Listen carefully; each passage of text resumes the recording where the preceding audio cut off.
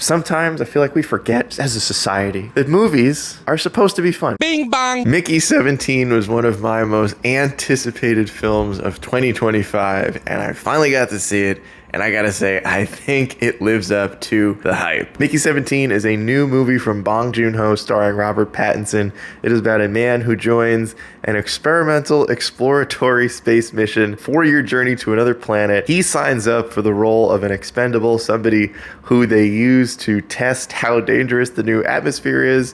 And essentially every time he dies, they print out a brand new version of him and use that as their next experimental person. That is really all I can say without giving too much of this movie away, because it takes so many twists and turns throughout its entire runtime, which is pretty long. It's a pretty long movie, but I will say I do think all of the movie is necessary. I think it's paced really well, and I think overall it is one of the most fun movies that I have seen in a really long time. Bong Joon-ho is a filmmaker that I equate kind of similar to Jordan Peele, where when I hear he's involved in an upcoming movie, I'm seated. I'm interested immediately. He has so many fascinating ideas. He is one of those filmmakers who continues to prove that original films do exist. If you don't think that, you are wrong and you don't watch enough movies. Bong Joon-ho is an incredible master at crafting these realistic yet fantastical worlds with like sci-fi elements, and there's always a lot of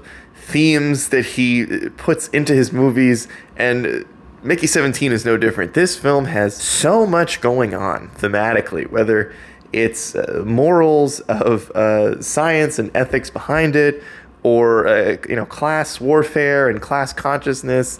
It says a lot about American politics, whether you think some of these issues should be political at all. And it has a lot of characters that are probably based on American figures currently in our country, and I think he skewers them in a beautiful way. It is a really funny movie a lot of the time. It's a very heartfelt movie.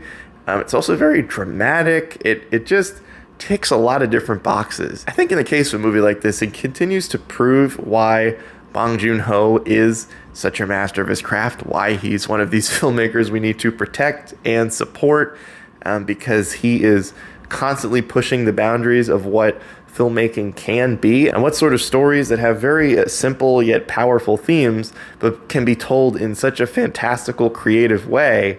It's truly remarkable. Robert Pattinson in this movie is absolutely fantastic. He is phenomenal. I'm a big Robert Pattinson fan. I remember trying to convince people post-Twilight, like, trust me, stick with this guy. He is a really good actor. You have to believe me. His role in this movie, where he plays two different characters, is incredible. He is so good in this film. He is so convincing. It's one of those roles similar to Lupita Nyong'o in Us, where you're like almost not convinced that this is the same actor playing two different roles, and he does it incredibly well. He's incredibly captivating throughout this movie. The entire cast, which is far more star-studded than I thought, because I did not really watch a trailer for this movie. I saw a little bit, I knew a little bit going in, but Mark Ruffalo is in this movie, Toni Collette, Stephen Yeun. I was not aware of how many famous people were in this movie, and they all do an incredibly good job. Mark Ruffalo plays a really out there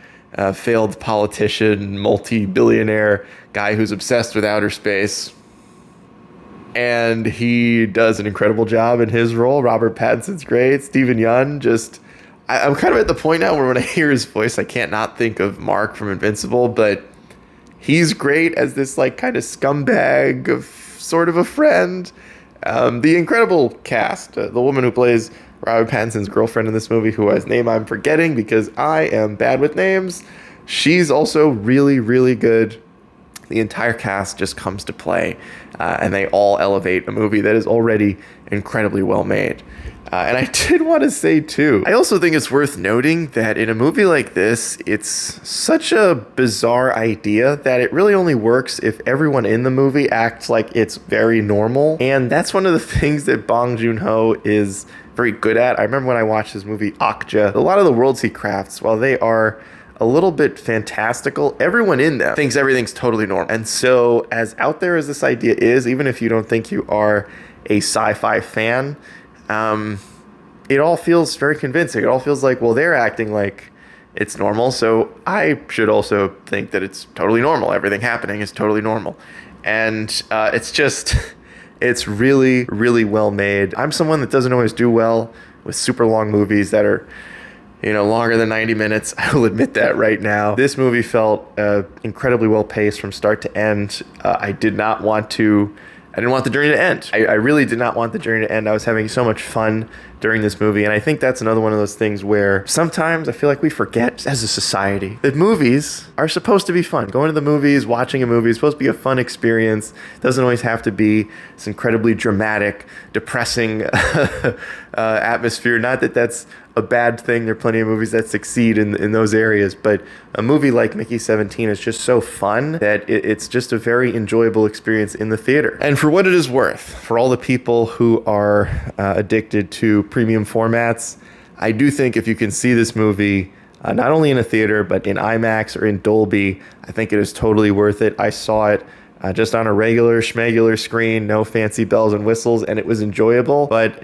I think there are enough elements of this movie that shine even more so in an even better format than the one that I got to watch this movie in. So if you care about that kind of stuff, I did want to say I think it's worth trying to track down the biggest screen imaginable, the best sound imaginable, because you will definitely be rewarded because this movie takes advantage of all of it. I think 2025 is off to an extremely strong start with films. Mickey 17 is absolutely probably going to end up on my list and one of my favorites of 2025, and I could not recommend it enough. If you like Bong Joon-ho, Robert Pattinson, sci-fi movies, just fun movies to see in a theater overall, highly recommend checking out Mickey 17.